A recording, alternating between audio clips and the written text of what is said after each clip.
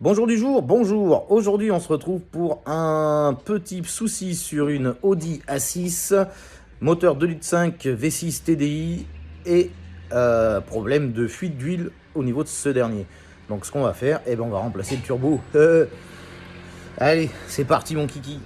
Alors, voici un turbal de Audi V6 2,5 litres TDI, machin, patin, couffin de merde. Et donc, le coupable, c'est lui. Fuite d'huile au niveau de la turbine. Donc, le palier est mort.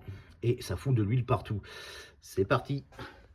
Donc, du coup, ici présent, monsieur Turbo de merde qui fuit de partout. Voulez-vous accepter de vous faire remplacer par monsieur Turbo tout beau tout neuf ici présent pour gagner environ plein de chevaux? Ah oui, je le veux. Allez, c'est parti. Du coup, premier palier, on a défait la connectique du filtre à gasoil, on a dégagé les durites sur le côté.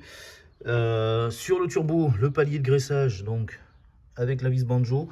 Faites bien attention, truc tout con, lorsque vous démontez, là je les ai là, ça va faire une mise au point. Les deux petits joints cuivre, suite dessus, bon c'est pas trop compliqué, par contre suite dessous, faites attention à ne pas le faire tomber, parce qu'après sinon, faut aller à la pêche.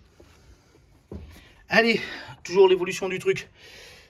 Les quatre petites vivis, enfin les goujons avec leurs écrous de merde, qui tiennent le turbo sur le support, ça s'est bien passé pour les trois. Par contre la quatrième, vous voyez là où elle est placée, elle n'est pas du tout pratique. J'ai essayé avec une clé courte de 12, j'ai essayé avec mes clés Flacom, elles sont trop longues. Donc j'ai essayé avec du Katabana de merde made in China. Le problème qu'il y a, c'est que c'est un poil trop rond. Donc j'ai usé de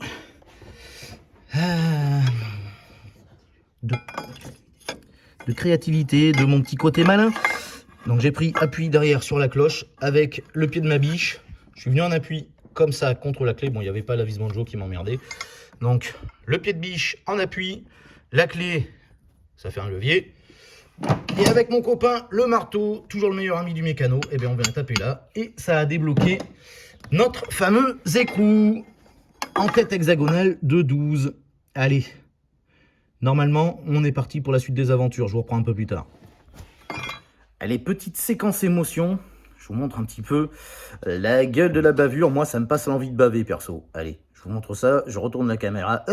Et c'est parti. Alors, sur notre ami le Turbal, la Vivis qui était là, je pensais qu'elle était venue. En fait, elle n'est pas venue. Donc, j'ai défait toute la cloche du Turbal côté admission. De toute façon, il va aller se faire reconditionner. Hein, donc, ça ne change pas grand-chose au problème. Par contre, en démontant, j'ai vu un petit truc. Si vous regardez bien, regardez. Ouh, la petite ailette qui est cassée. Et la petite ailette, en fait, elle est là. Elle a eu le temps un petit peu de régler tout le merdier. Et la fuite d'huile, à mon avis, elle vient de là. En plus du fait que les paliers du jeu, l'huile était déséquilibrée. Il devait tourner un petit peu de manière patatoïde. Et du coup, fuite d'huile. Et ça en a foutu partout, partout, partout. Donc maintenant, avant de remonter, lui, on va retourner là, excusez-moi très cher. Donc là, on va nettoyer un petit peu tout ça, on va regarder un petit peu par là, un petit peu par-ci, et on va surtout déposer tout ça, là, toute la tubulure, pour nettoyer toute l'huile qui est passée dedans, remplacer les joints, on les a, la cliente les a commandés, donc il n'y a plus qu'à. Allez, un peu la suite du truc, regardez un peu l'état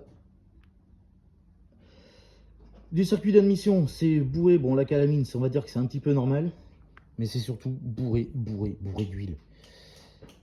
On va nettoyer ça, des cap-fours, je sais pas trop comment, mais on va nettoyer tout ça. Et en avant. Allez, du coup, je vous montre aussi ce qui remonte de l'intercouleur. On dirait un petit bonhomme malheureux qui fait la gueule. Je le comprends, parce qu'il est bien plein de boulons, le petit monsieur. Alors là, côté bande d'admission, droit, droit, face au moteur, c'est dégueulasse. Et de l'autre côté, c'est limite encore pire. Je pense que ça s'explique aussi, vu que l'huile est un petit peu dense, les trucs les plus denses vont se faire projeter plus loin. Et regardez, du coup, l'huile, elle est passée partout. Parce que ça, c'est pas censé être étanche à l'huile, à la base. Allez, la suite, au prochain numéro. Allez, on continue notre investigation. Allez, je vous donne un indice, il y a un truc qui est pas censé être là. C'est juste devant nous, en fait, c'est l'huile. Encore une fois, qui est partout. Bon, ben, suite du truc, on va nettoyer, essayer d'enlever un maximum, faire ça propre. On va boucher les conduits, nettoyer tout autour.